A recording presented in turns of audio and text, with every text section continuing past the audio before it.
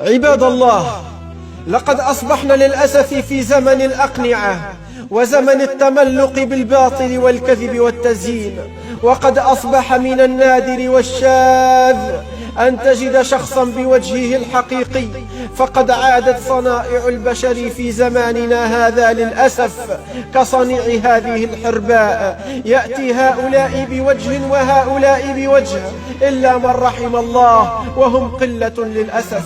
وقد حذرنا صلى الله عليه وسلم من صنيع هؤلاء فقال: تجد من شر الناس يوم القيامة عند الله ذا الوجهين، الذي يأتي هؤلاء بوجه وهؤلاء بوجه. فالمسلم الصادق له وجه واحد حيثما كان، وله لسان واحد لا ينطق إلا بما يرضي ربه سبحانه وتعالى.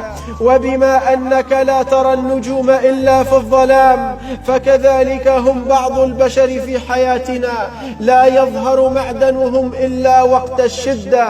فيا رب اختر لنا ولا تخيرنا في شيء، فإننا لا نحسن الاختيار. اللهم من كنت تعلم أن في قلبه دخن ونفاق فاصرفه عنا واصرفنا عنها يا قادر يا مقتدر.